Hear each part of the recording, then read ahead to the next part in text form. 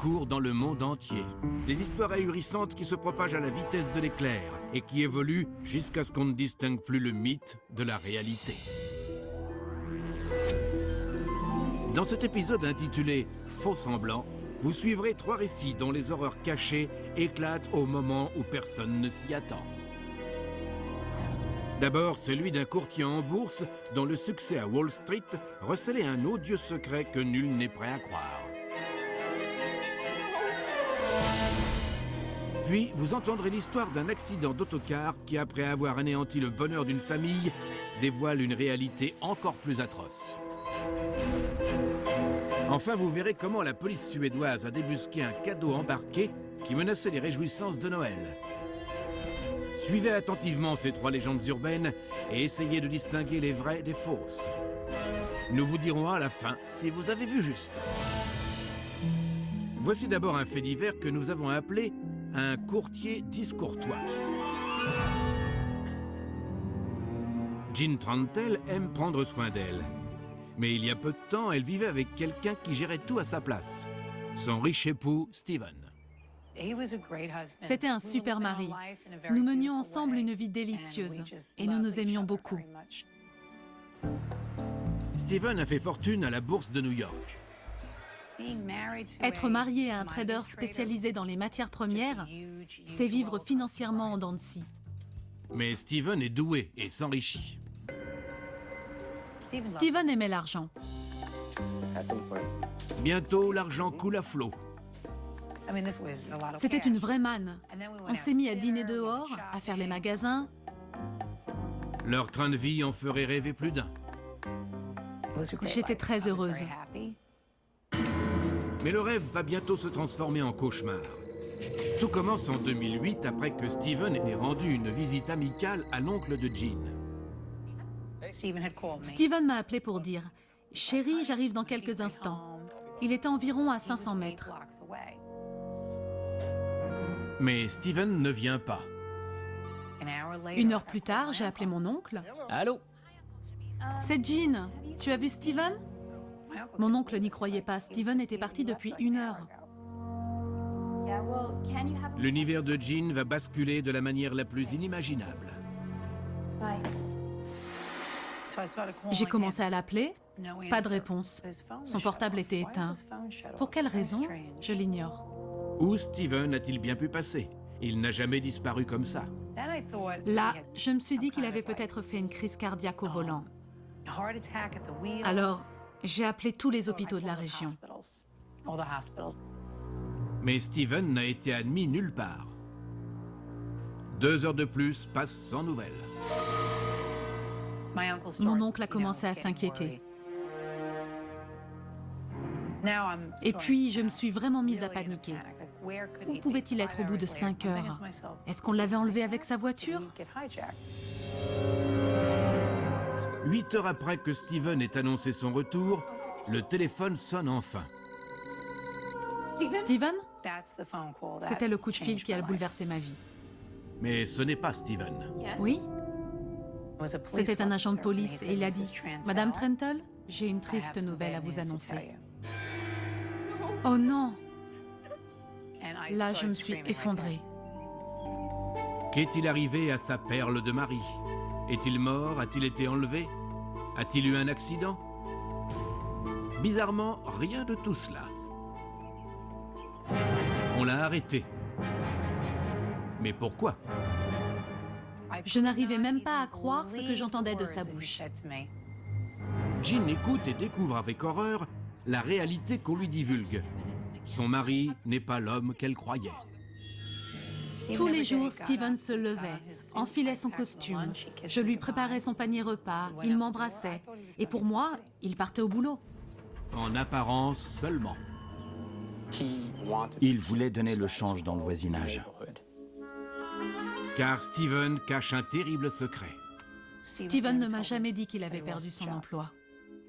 Au lieu d'aller à Wall Street, il se préparait en secret à une autre carrière. Il allait à la bibliothèque pour faire des recherches. Steven se documente pour apprendre à braquer des banques.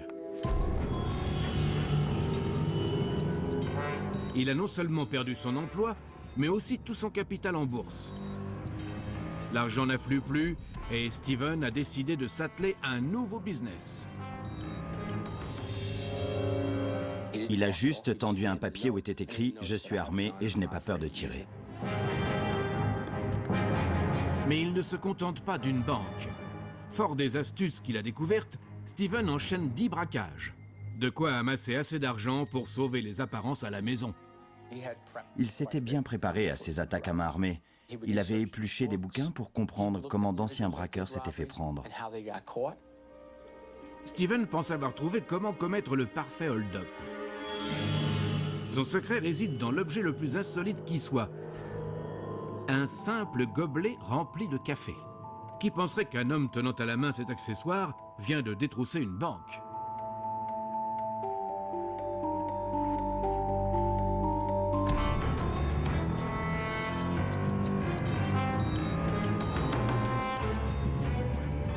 D'une fois sur l'autre, son plan fonctionne.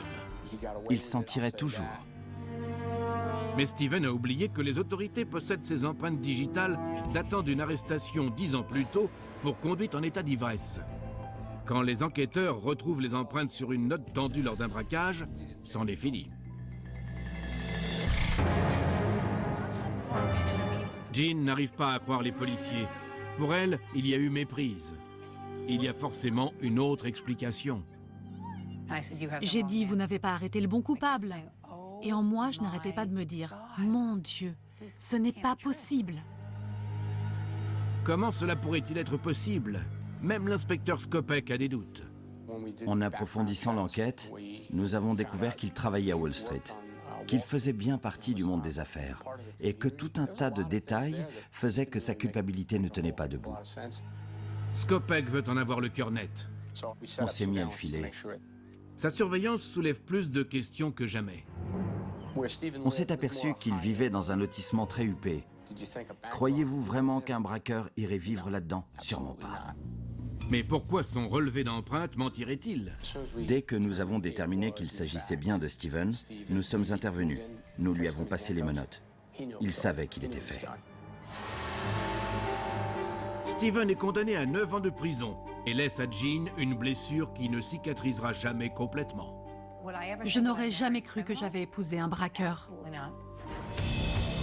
Un courtier fauché a berné tout le monde, y compris sa femme, en faisant croire qu'il avait touché le pactole à Wall Street alors qu'il payait ses factures grâce à ses attaques à main armée. Mais est-ce vraiment arrivé? Vous le saurez à la fin de l'épisode. Mais avant, écoutez cette mini-légende.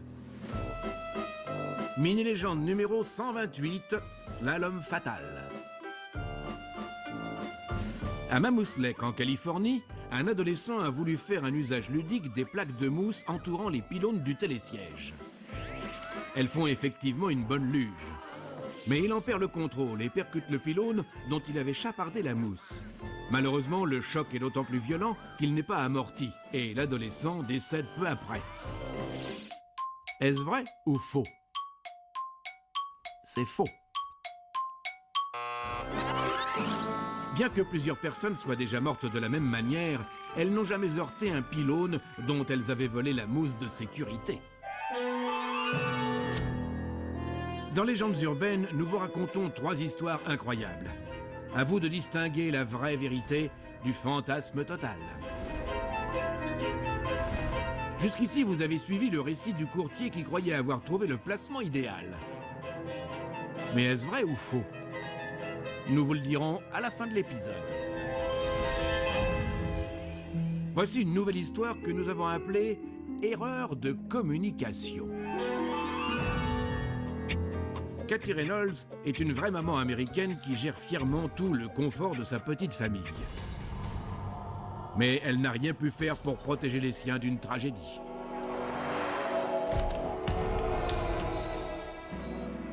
Ça a bouleversé notre vie. Quelle douleur atroce. Tout commence dans la petite ville de Langdon, dans le Dakota du Nord, en 2007. Candice, la fille de Kathy, approche de la fin de sa terminale. C'était une jeune fille magnifique et enjouée, une délicieuse enfant.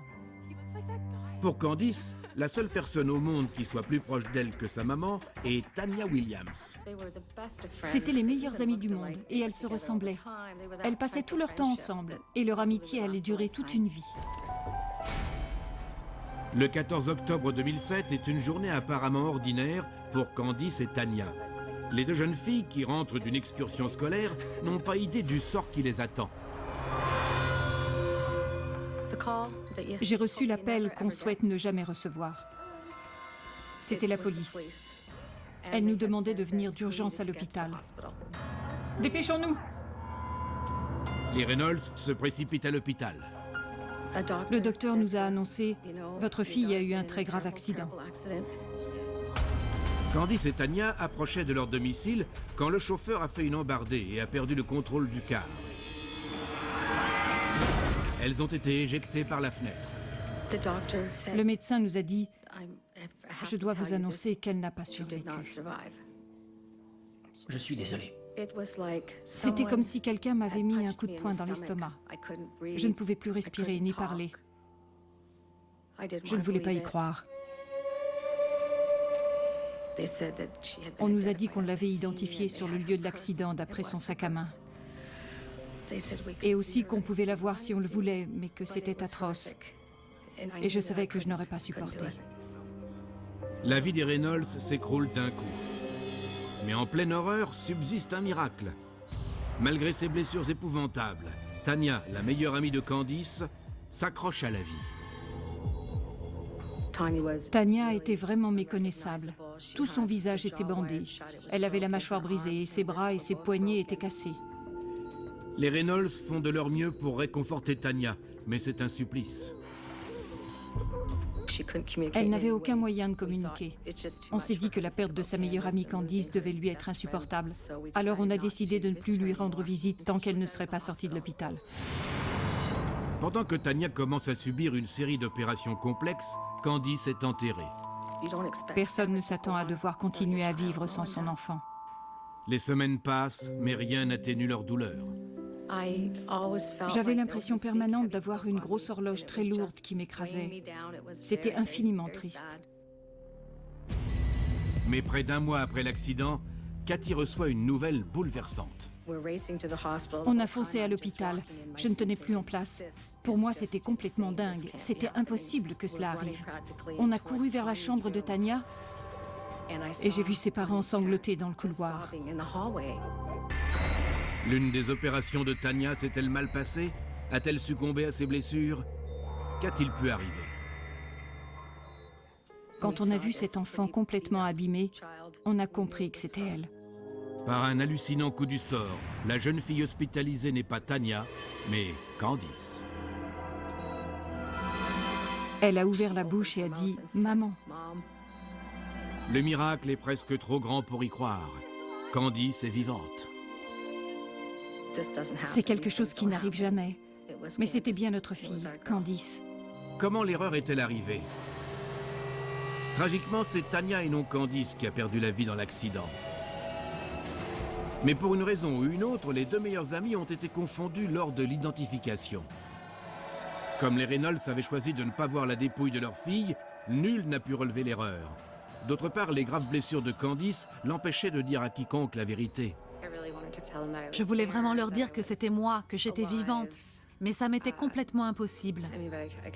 C'est comme si on m'avait bâillonnée et ligotée. Toute tentative de ma part était vaine. Quand sa mâchoire a suffisamment guéri pour qu'ils enlèvent ses bandages, et quand elle a retrouvé la parole, elle a dit « Je suis Candice ». Mais le coût de ce miracle est terrible. Les parents de Tanya pensaient que c'était leur enfant. Ils l'avaient veillée et soignée 24 heures sur 24. Et apprendre tout à coup que ça n'était pas leur fille et que celle-ci était déjà enterrée, c'est une chose épouvantable. Tout en luttant âprement pour s'efforcer de revivre comme les autres, Candice sait qu'elle n'oubliera jamais sa meilleure amie, Tanya. Elle continue de me manquer tous les jours. C'est la première chose à laquelle je pense quand je me réveille. Elle est avec moi pour la vie. Une mère minée par le chagrin d'avoir perdu sa fille unique apprend qu'en fin de compte, cette dernière est la seule à avoir survécu. Est-ce vraiment arrivé? Vous le saurez à la fin de l'épisode. Mais avant, écoutez cette autre mini-légende. Mini-légende numéro 79, fausse surprise.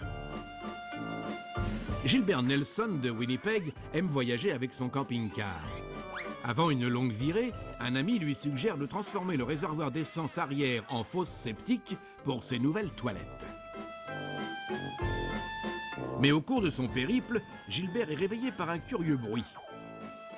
Il sort et découvre le réservoir ouvert avec un tuyau de siphonnage qui en sort. À quelques mètres de là, un voleur d'essence est en train de vomir après avoir découvert la mauvaise surprise. Alors, réalité ou fiction? Cette histoire est fausse. Il faudrait être siphonné pour croire une histoire aussi merdique. Dans Légendes urbaines, nous vous montrons 3 histoires à dormir debout. À vous de décider lesquelles sont rigoureusement vraies et lesquelles sont de fiefés mensonges. Jusqu'ici, vous avez suivi le récit d'un courtier augmentant son capital de manière invraisemblable. Et l'histoire d'une erreur d'identification à l'hôpital qui a fait ressusciter une jeune fille d'entre les morts. Mais sont-elles authentiques ou issues d'une imagination débridée? Vous le saurez à la fin de l'épisode. C'est le moment de vous raconter une dernière histoire. Nous l'avons appelée Pactage surprise. Michael Axelsson est un chauffeur d'autocar suédois qui passe ses loisirs à battre au jeu ses adversaires. Mais il n'y a pas si longtemps, il est tombé sur un rival qui a bien failli le mettre échec et mat. Je me suis beaucoup inquiété pour moi, mais aussi pour ma famille. Le temps que l'affaire s'étale, Michael devient le suspect numéro 1 dans une série de délits parmi les plus étranges qu'ait connu la Suède. J'étais incapable d'expliquer ce mystère. Tout commence en décembre 2008. En tant que chauffeur de car aguerri, Michael connaît par cœur les astuces de délestage pour éviter les routes encombrées des vacances. J'aime la liberté de mon métier et j'ai toujours aimé être sur la route. Mais un jour, un mystérieux voleur menace de lui faire perdre son emploi. Une passagère est venue vers moi pour me dire qu'il manquait dans sa sacoche son ordinateur portable. Une sacoche qui avait voyagé dans la soute du car. Pour moi, c'était une énigme. Car seul Michael a accès à cette soute fermée à clé. Il explique à la passagère qu'elle a dû se tromper et l'oublier à l'étape précédente. Je ne vois pas comment on aurait pu voler quelque chose dans la soute. Mais la même chose se reproduit 2 jours plus tard. En tant que chauffeur, j'étais très inquiet. Ma réputation s'est retrouvée mise en jeu. La compagnie d'autocar décide de renforcer la sécurité, mais cela ne change rien. Quelques jours plus tard a lieu un autre vol. Et une semaine après, la même chose. La situation s'aggrave pour Michael. Comme j'étais le seul à détenir les clés de la soute et des autres cadenas, je suis devenu le suspect numéro 1. Sans ces longues années de carrière derrière lui, Michael aurait déjà été renvoyé. C'était une période très stressante pour moi. Je n'avais aucune idée de la façon dont ces vols se produisaient.